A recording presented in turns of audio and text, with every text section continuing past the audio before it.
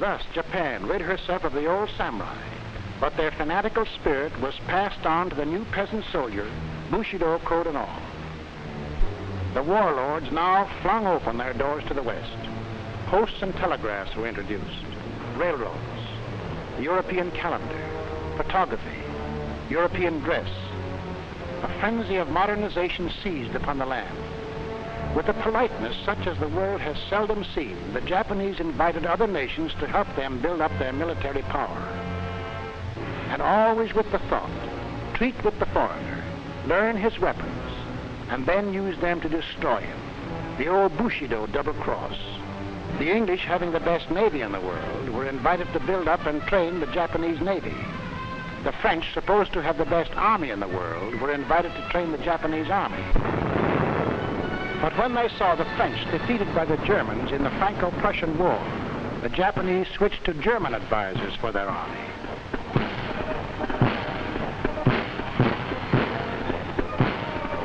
From the English and the Americans, they borrowed the outward forms of democracy, ministers and their representative body, the Diet.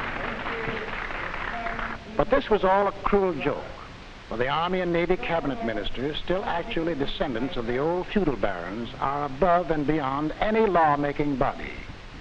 They have direct access to the emperor and can entirely bypass the civil government.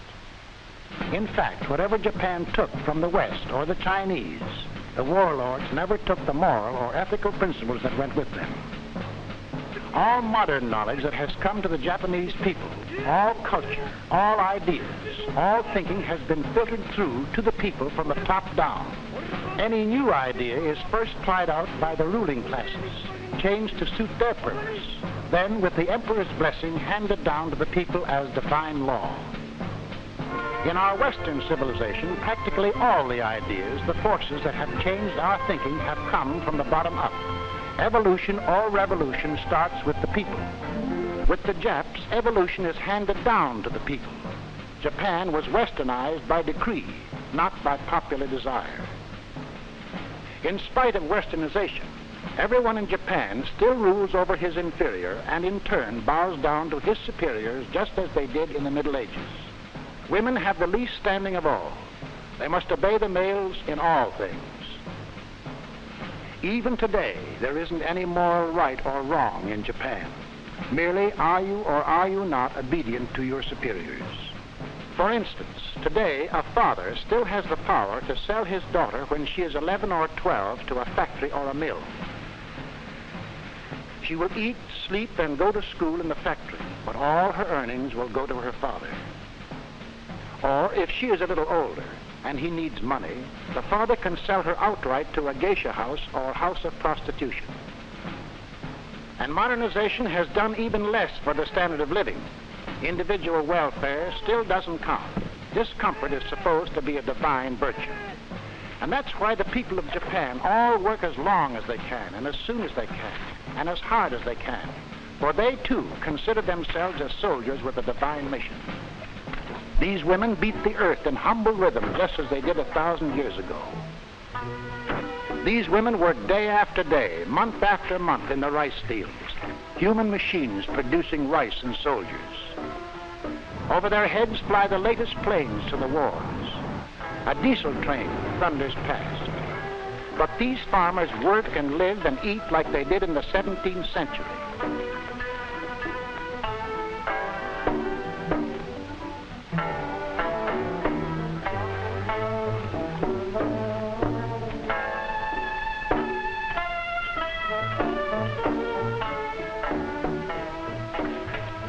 The income for the whole family, as high as $150 a year and as low as $16 a year. The Jap peasant works harder, eats less, and pays more taxes than any other peasant on earth. But he seldom complains, for he is carrying out the divine will of the emperor.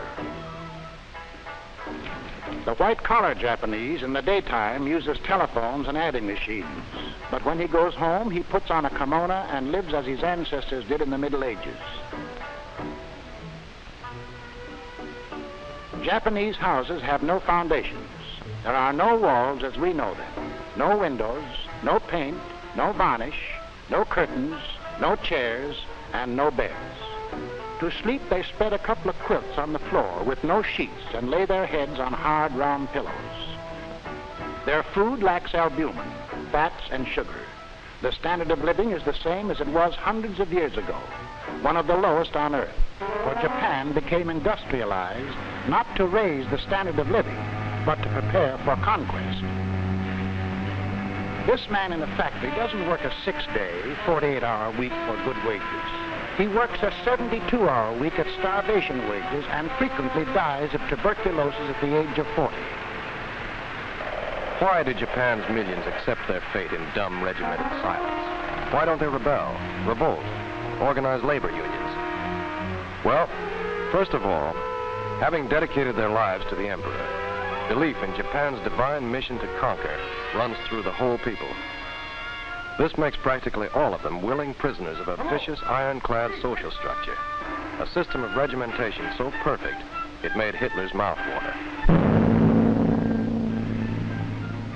On top of the heap of this social structure are leaders of the Army and Navy, the warlords who surround the emperor. They are Japan's first team. Nearly equal in power are the half-dozen super-rich industrial aristocratic families who own the wealth. They're the second team. And they play ball with the military rulers because the warlords give them cheap, uncomplaining labor and lush profits, and they in turn provide the money for the war machines. Next in line are the professional politicians, who are appointed by the government as rulers over the 47 provinces. These political stooges slavishly follow orders because their jobs and their very lives depend on the whims of the Army and Navy leaders. At the bottom of the heap are the peasants and workers, the hoi polloi, the masses. To make sure the masses stay in their place, there are the police, the gendarmes, the Japanese Gestapo, and the billions of ghosts of dead Japanese ancestors who watch over every act of the living. And just in case some Japanese don't believe in ghosts, they have an efficient, unique Japanese invention, the thought police. Yes, thought police, whose business it is to arrest you if you think dangerous thoughts. Who decides when your thinking is dangerous? That's easy. The thought police decides. About 10,000 people a year are arrested for thinking bad, selfish, dangerous thoughts. To keep the aristocrats and government officials from straying from the straight and narrow Japanese line, there is another strictly Japanese invention, secret organizations like the dreaded Black Dragon Society. This secret gangster organization, made up of thousands of fanatics, was headed by one of the world's most sinister characters, Mitsuru Toyama, chief of Japan's Murder Incorporated, sometimes called the unofficial emperor. 90 years old when he died in 1944, this dreaded master murderer held the threat of death over everyone in Japan who dared oppose the warlords too strongly. 1930. Premier Hamaguchi shot down at his desk. 1932. Prime Minister Inukai. Finance Minister Inouye. Baron Takuma Dan, head of the House of Mitsui. 1936. 4 political leaders killed. The Prime Minister escapes. Brother-in-law shot by mistake. But the main reason the warlords have been able to maintain their vicious grip on Japan lies in the educational system. Education is compulsory in Japan. 97% of the Japs are literate. But the Japanese school is not an institution for the development of the mind. It is a government-controlled institution designed to teach only officially selected facts and officially approved ideas. The object is to mass-produce students who all think alike. To teach in the shortest possible time only the knowledge and skills necessary to make the student an obedient, loyal subject of the divine emperor. The children are taught only how to do things. Their minds absorb the official lessons like a sponge absorbs water. And like a squeezed sponge, they give back the same water. Teachers are trained only by the government, and only those fanatically loyal to the emperor are allowed to teach. Here are some of the divine thoughts that are hammered home every day. Our lives will become sincere and true only when they are offered to the emperor and the state. Our race has before it a great ideal, a great commission to assimilate the earth and the universe. Thus, from childhood, the Japanese are taught they are descendants of gods, a race apart and superior to all others, born for only one purpose, to dedicate their lives to the emperor. The cardinal virtue, obedience to superiors. The cardinal ambition, Mako Ichiu, to cover the earth under a Japanese roof. That is, briefly, the social structure of Japan. That is the vicious system of political and religious regimentation that hammers, kneads, and molds the whole population until it becomes an obedient mass with but a single mind. By 1894, the warlords thought they were ready for their first modern test of strength. As usual, their first move was against China. The process was simple. You send your armies over and attack. The Japs got the island of Formosa. On February 8, 1904, the Japs stepped into the Big League. Without warning, they attacked the Russian fleet at Port Arthur. 3 days later, they remembered to declare war. By defeating Russia, they temporarily obscured that country's influence in the Pacific. The Japanese were delirious. They had arrived. They had defeated their first major world power.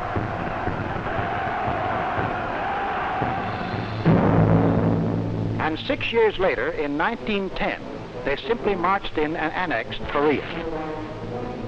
In 1914, during the First World War, the Japanese, correctly figuring the Allies would win, declared war on Germany, took the Shantung Peninsula from the Germans, and grabbed off the German-owned Marshall, Caroline, and Mariana Islands. After the war, the Japanese emissaries signed anything and everything: League of Nations, disarmament agreement, nine-power treaty. But they insisted on keeping the Marshalls and Carolines and declared them taboo to all foreigners. Mako Ichiu was coming true. The Japs couldn't seem to make mistakes. They won every war in the field and in politics.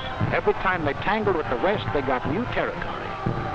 The warlords grew more popular than ever. In 1927, one of them, Baron Giichi Tanaka, made out a secret modern blueprint to achieve this mad dream and handed it to the emperor.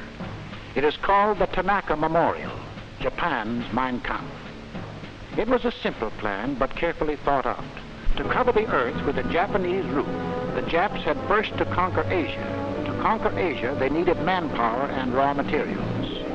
China had the manpower. Manchuria had iron and coal. So Manchuria would be first, then China. The next step was Siberia with its vast resources of timber, coal, wheat, and metals. Then south into Malaysia and the East Indies with its fabulous empire of tin, oil, and rubber. The United States was the last step. And when the orange groves of California and the cotton fields of Alabama were part of Japan's empire, when the factories of Los Angeles and Detroit were producing for Japan's war machine, then the rest of the world would fall like a ripe plum, and the Japs would have fulfilled Jimu's divine commandment to cover the 8 corners of the world with a Japanese roof. That was the plan, the blueprint, the specifications for world conquest. But the Japanese are careful people. There was much to do, many details to prepare at home and abroad before putting the plan into action. First, make sure of the home front, for in spite of every conceivable method of thought control, certain Western ideas were seeping into Japan, especially among city people. So Western music was banned. Instead, the government approved this. Western dancing was forbidden. Western movies were thrown out, and the people were made to see pictures of their ancient war heroes. Musicals began singing the praises of the Axis. Western card games were purged in favor of this. It's a game of super chess called Go. Actually, it is a game of military strategy. Western books and magazines not in accord with Japanese militarism were banned. Instead, these books were declared official reading. If We Fight by Admiral Shinsaku Hirata. The attack on Hawaii must be the first battle in the War of the Pacific Ocean. If one snatches away the enemy's pluck in the first battle, the American Navy will certainly become wearied in the wind of panic. Therefore, attack! Arguments against American policies by Kawashima Seichiro. We can land in the Puget Sound and Columbia River, the vicinity of San Francisco, and the vicinity of Los Angeles. But this is possible only after we have destroyed the American fleet. Baseball was becoming Japan's national sport. It was popularized in Japan by visiting American teams. In 1931, an all-star team led by Lou Gehrig, Al Simmons, and Lefty Grove played in Tokyo to standing room only.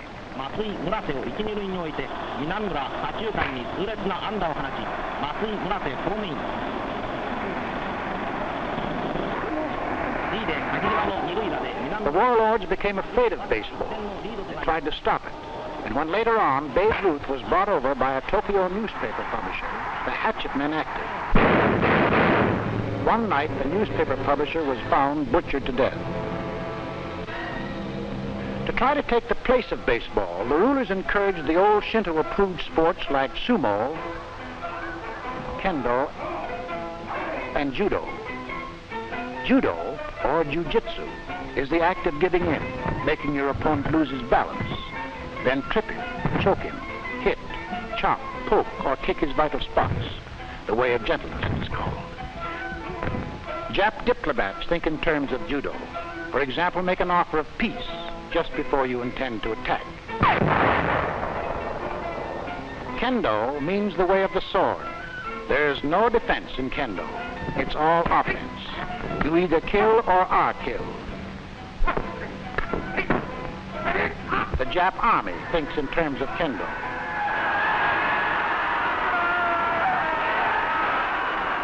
Sumo, or Japanese wrestling, is the act of calmly waiting or stalling for time.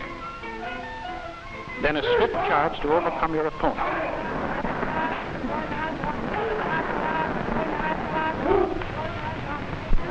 The Japanese people think in terms of sumo.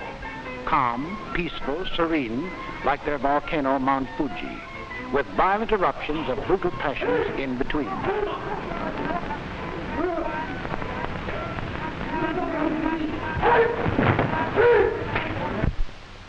But even as they hammered their home front into shape, the gentlemen of Japan were softening up the rest of the world for their Tanaka plan. To every country marked for conquest, they sent their agents. Army officers posing as laborers, shopkeepers, gardeners. Along the coasts, officers of the Imperial Japanese Navy, masquerading as fishermen, piloted tiny boats equipped with diesel engines and radio sending sets. They fished for pearls off the South Pacific Islands. They fished for tuna off the coast of California. They made some good hauls. Other Japanese traveled widely as tourists, photographing the sights of Honolulu and Seattle.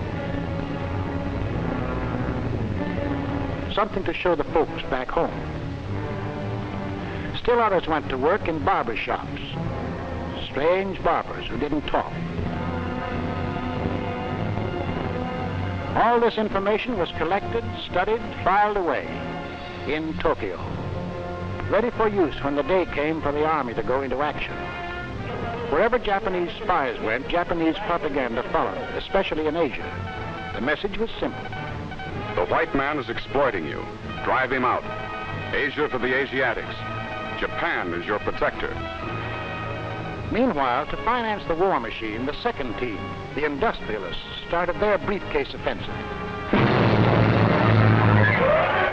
From the factories of Osaka, the mills of Tokyo, the chemical plants of Nagoya, the steel mills of Iwata, the shipyards of Nagasaki, came the economic bullets. But these belching factories in the cities were not the real machinery behind Japan's trade war. For here was the real machinery.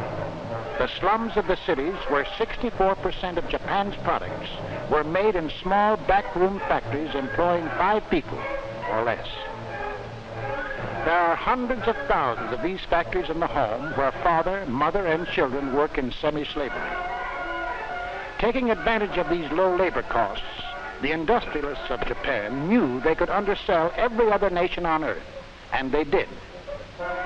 All over the world, they dumped their cheap labor products. And to their dumping, they added piracy. Countless patented articles were manufactured and sold throughout Asia under their American names. The two best-known American spark plugs. Genuine old Scotch whiskey was made in the distilleries of Osaka. Matches made in Kobe were labeled made in Sweden. They undersold silk to the silk-producing Italians. They undersold England's cotton goods in the home of her own cotton industry. They undersold beer to the beer-producing Germans. American toothbrushes, retailing at 35 to 50 cents each, were copied in Japan to retail in American chain stores at 10 cents each. They even undersold us with our own American flag. And with the money accumulated in foreign countries with these cheap labor exports, did they in turn buy automobiles, ice boxes, or food? Did they erect better homes for the Jap workers or improve their living conditions? No, indeed. Instead, they imported oil, scrap iron, tin, rubber, aluminum, and secretly built up their powerful war machine. A fanatic nation turning its sweat into weapons for conquest. Sweat for guns. Sweat for planes. Sweat for ships. Sweat for war.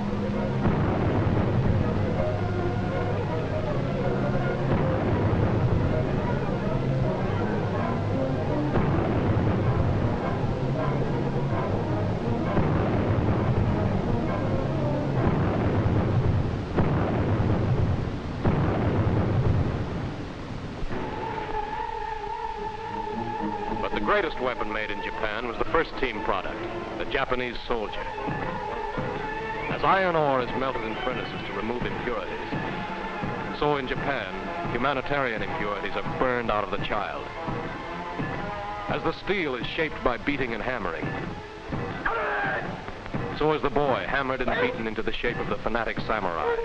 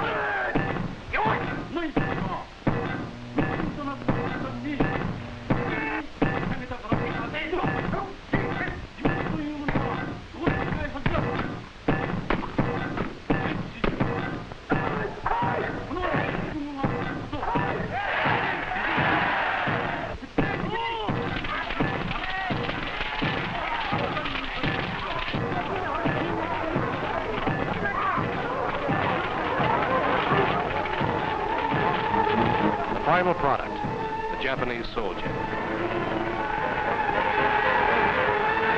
Ready to shoot, smash, and slug Jap superiority into all non-Japanese people. And so on September 18th, 1931, the first team kicked off. The warlords, faithfully following the Tanaka Plan, launched their shooting war in Manchuria.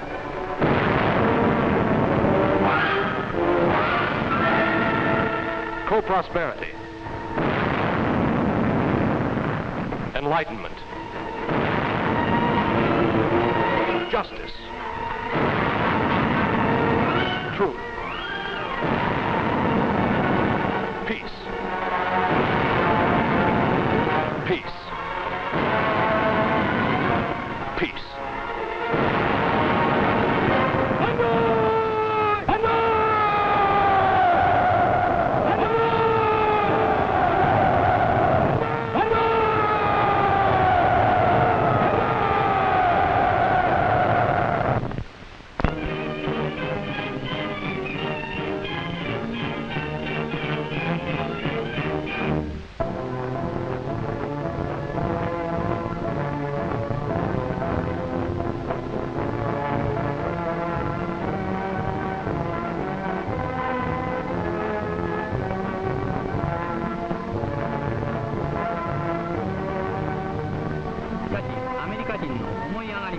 しい自己過信の妄想はこの際に及んでもまだ捨てきれないらしい。コレキドールだけは降伏するが、フィリピンにおける全米軍を降伏させるわけにはいかないと主張し、ウェンライトはさらに譲る気配も見せなかった。我が軍司令官本間中将がウェンライトを臨検したのはその日の夕暮れである。カブカーベンの荒れ果てた民家に新しい世界史の第1ページを飾るべき歴史的な会見が行われた。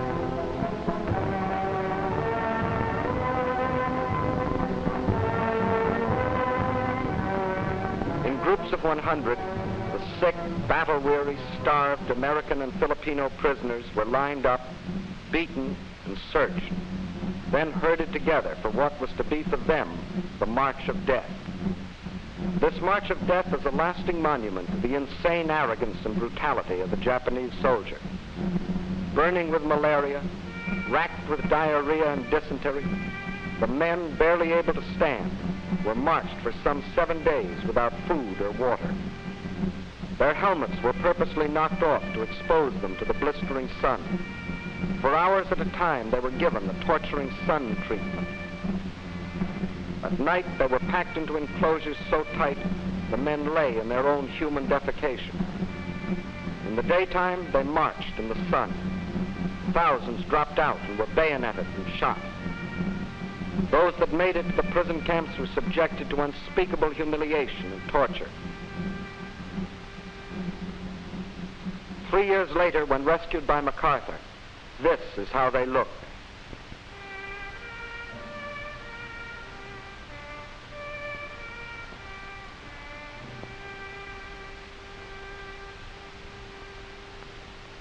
In retreating before MacArthur, the enraged Japs wantonly burned most of the city of Manila.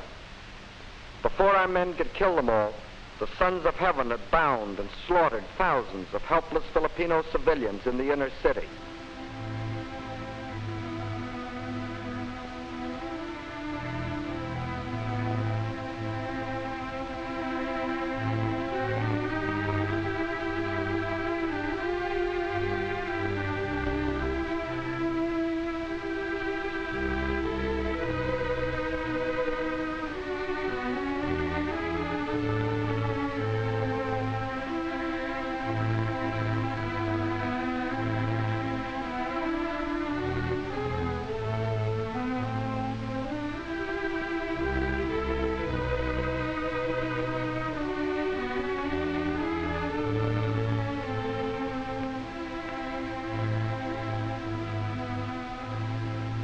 Co-prosperity, peace,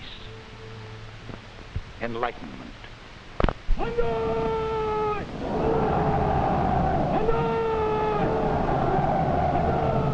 That's roughly your enemy, Japan. A nation with a tough, seasoned, fanatic army of 4 million still practically intact. A nation that can supply 1 million new conscripts a year willing to die in their foxholes. A nation that believes we will throw in the sponge because they will outfight us, outlast us, outdie us. A nation hell-bent to rule the world or commit national suicide.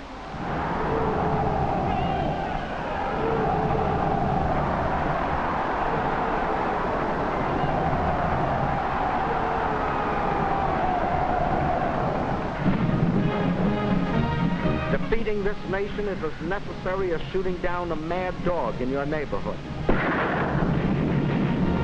With only a portion of our total strength, we have already cracked Japan's outer defenses.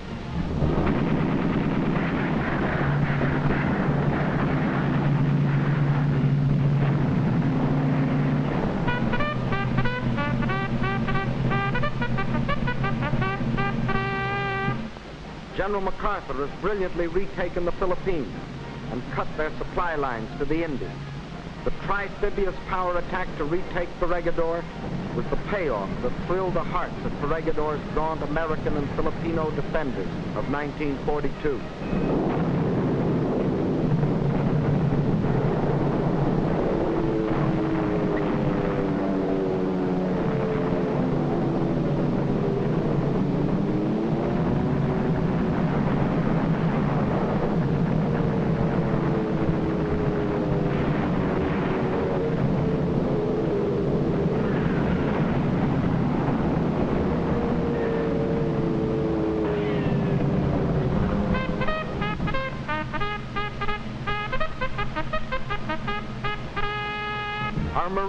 top their glorious fighting history by killing 20,000 Japanese on Iwo Jima.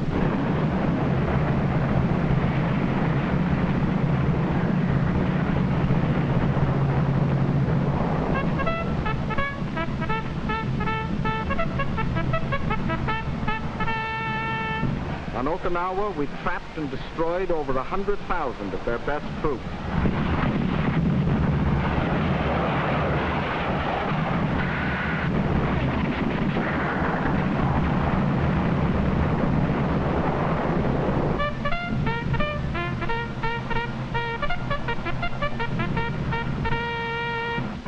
Our Navy has sent to the bottom approximately 3/4 of their naval strength.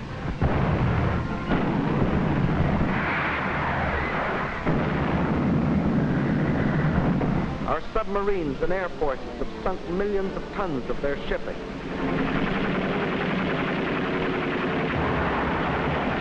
From the airfields near Japan, paid for in American blood, our air forces are systematically blasting Jap factories and war plants.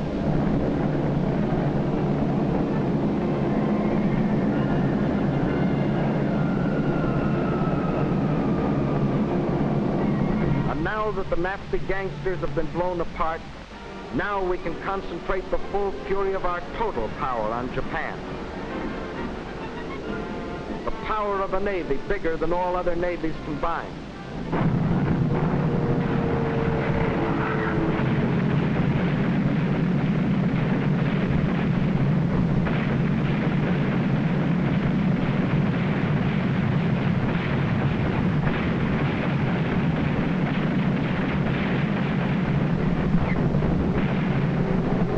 Of an air force greater than all other air forces combined.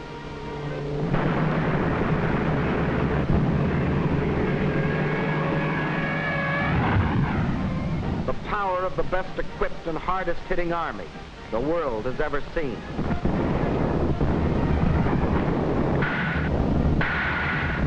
We're going to destroy Japan's armies, Japan's navy, Japan's air forces, Japan's war factories, Japan's whole power to wage war.